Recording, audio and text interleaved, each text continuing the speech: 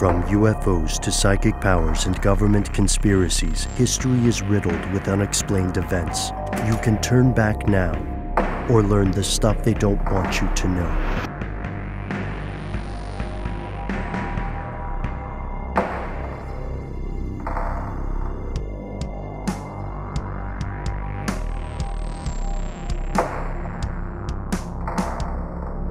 The housing crisis continues. Maybe that's where our first story starts. This is a very personal housing crisis. If you want to hear about the more macro level housing crisis, check out our episodes on foreign investment in housing markets. But if you want to hear one of the strangest stories that we found recently about houses, then check this out. Matt, this is something that you dug up. Yes, it is. It comes from the news, strangely. And, you know, if you want to find out about the housing crisis, just try and get qualified to buy a house right now. Good luck to you. Good Lord. But this one comes to us from Luton. Luton in Bedfordshire, United Kingdom. And it goes a little something like this, at least according to the headline. Luton man left shocked as his house is stolen. And you may ask yourself, how could one steal a house? Is it mobile? I was asking myself just that, Matthew. I was asking myself just that. No, that is not how you can steal a house. You can steal a house by impersonating someone's identity, by stealing that identity, and then going through a solicitor or a real estate agent here in the States and convincing them you are that person, and then putting the house up for sale, selling it, and then taking the money. Ugh. That sounds scary. Wow. And just to make sure everyone is aware, solicitor is not a real estate agent. That's not a one-to-one. A solicitor would be like an attorney, a lawyer, or somebody like that. But here in the States, it's very often that there's an attorney and a real estate agent that work closely together when you're making a home purchase or selling a home. I'm just imagining, I don't know exactly the situation. It's not, that kind of detail isn't gone into in the BBC article or investigation. But I'm assuming he was contacting an attorney, and then there was an agent that, you know, made the sale happen, unless it was just done through attorneys, which maybe it was. I just don't have all that information. So that's what happened to a fellow, according to the BBC, and an investigation that the BBC and the show You and Yours did. One of the primary journalists associated with the story is Sherry, Sharivahl, Sherry Vall, and just some great reporting here. Okay, this man named Reverend Mike Hall was not living in Luton in his home, the home that he owned.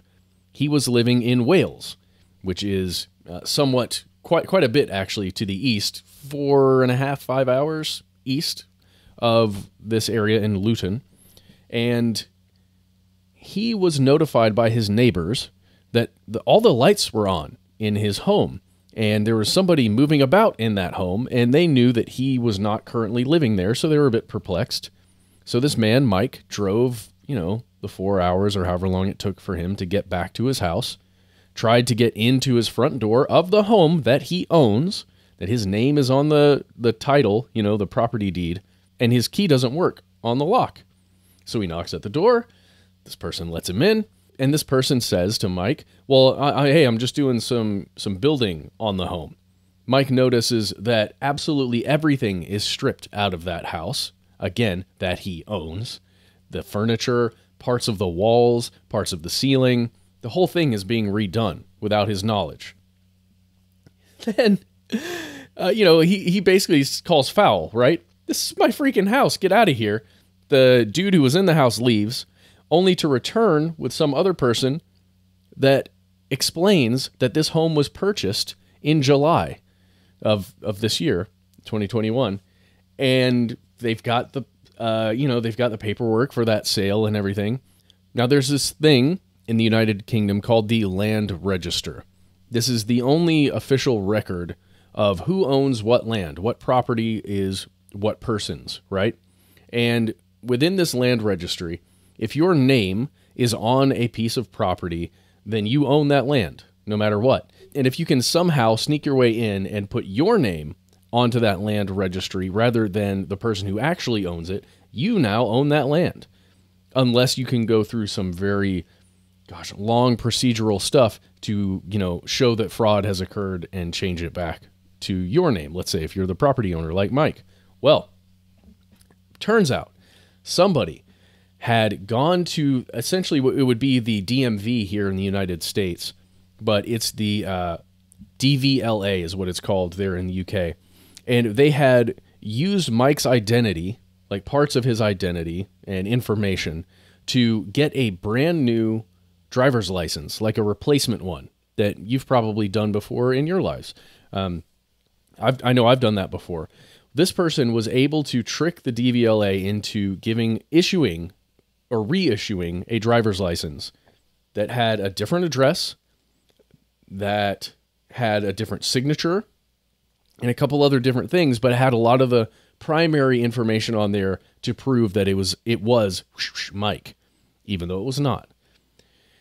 Then whoever did this identity theft took that license, placed a different photograph into it, essentially, of whoever this person was going to be that was impersonating Mike to make the sale, and then used that successfully to make this home purchase occur. And then they took the money, £131,000, and just left. Pretty crazy. Yeah, I have one of my first questions for you here, Matt, is do you think that the pandemic and COVID procedures made it easier to perpetrate this kind of theft? Like, was it possible that he was just doing it online and just had the right information? I can't tell you precisely that that's what happened, but I'm just with you. I think that's probably the case, right? Nobody's actually going in to the DVLA, or you don't have to go into the DVLA to prove who you are in the same way during COVID restrictions as you would in normal times, whatever that will be in the future or what it was in the past. But I can totally see that physical step away from being in person doing some of these things would cause it to be easier. Yeah, and I'm wondering how they can now figure out who the fake Mike is. Who's Mike 2, How do they do a mic check on these sorts of situations? Like, would they be able to use facial recognition of this person's photograph? Would they be, I don't know, because I went to, while we were talking, just for curiosity's sake, I hopped on to gov.uk and I was looking at the process of renewing a license, which it appears you can do online in its entirety. Yeah. And one of the reasons they know you're talking about facial recognition. They've got a picture of somebody, whoever that, somebody who was a part of it, right? Somebody who pretended to be Mike in one situation or another where documents were changed hands or something, right? And that ID was needed because a copy of that ID is with the BBC folks who did the investigation, as well as, I guess I don't know who it is because it's not the police. This is not a criminal offense in the same way you'd imagine a lot of other crimes like this maybe should be. This is considered a civil thing, I guess, in Bedfordshire. So they can't press charges in the same way against this person to then, have the law enforcement do facial recognition to track this person down. But they do have voice. They do have the voice of somebody who was a part of this team, perhaps, or maybe it's the same person. They've got a voice recording from the solicitor, the attorney, with whom this person worked to sell the house. And there's two recordings of it where you can hear this person's voice clearly. And again, BBC You and Yours, that's the program. You can go there and listen to it. It's bbc.co.uk/sounds, and you can find it there. So are you saying that what would typically be considered evidence of a crime is somehow inadmissible in this situation? That they can't run vocal recognition to tie this to a person's identity?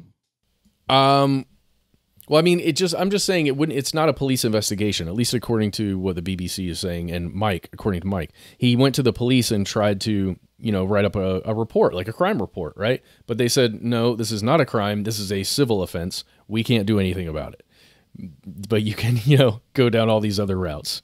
So I'm just imagining it'd be more difficult to like get those resources to do, I don't know, run vocal recognition, facial recognition, all that stuff. Let me add a bit of karma in here if we haven't mentioned it before. And if you're the thief and you're listening to the show, first off, thanks for tuning in. Don't agree with your choices, but give us a review. And here's the thing. This guy is a vicar. So you're stealing from a religious figure as well. Yeah. Yeah. Not great. And just a terrible situation to be in if you own a property, and that's a lot of money, especially who knows how much you've got invested into it, how much maybe your mortgage was worth or how much equity you had. It's just a terrible situation to have it completely taken out from under you, and it seems like you don't have much you can do about it. And plus, what if the people who purchased that property were completely innocent? Just there was some a fraudster is what the BBC refers to them as. Some fraudster sold it to you. And now what? You've got to give the property back and then try and get your money back somehow? Right. Not a great situation. How do you kick people out? They did everything right on their end. Yeah. They just didn't know that there was a fake mic in the mix, Exactly. There was a fake mic. Okay, so last thing we're going to just mention here. If you are in the UK, first listen to that BBC I think it's a podcast or maybe just a radio program. Listen to that. Get some of the details for yourself. You can read in the BBC the story itself, and then check on maybe your situation, your identity situation. Because the DVLA alerted the real Mike that someone tried to reissue his driver's license. And Mike said, no, I haven't had my license reissued. The DVLA then says, oh, okay, well, we'll rescind this new one that we just issued. No problem. But I guess they didn't do it in time, or they didn't do it effectively enough. And this person was able to impersonate Mike still. If you're in the U.S., you can go to a bunch of different places. I found a great article on Quicken Loans, which, it's not a plug for them, but they've got a great article that shows what you can do to kind of protect yourself if you're a property owner of any kind against this kind of abuse, I guess. Because Mike is not alone here in the UK. You can look on that BBC article and actually find out that there was, 3.5 million pounds worth of compensation due to fraud that the land registry paid out over the last year. So, I mean, if you think this is 131,000 pounds, if you multiply that out, I mean, that's not a ton of land registry fraud in this way, but it's enough. And if you jump to the U.S. and you think about it, and, any other country, but specifically in the U.S., according to that Quicken Loans article, the FBI says that 9,600 victims lost over $56 million in 2017 due to real estate and rental fraud. So this is a real problem. It's just, it depends on when you catch it, like when you catch that the problem is occurring, right? Because if it gets too far along in the process, then it's very difficult to at least get money back. So stay alert, folks. That's right. Stay alert. We are going to jump to a quick commercial break, and we'll be right back with more strange news.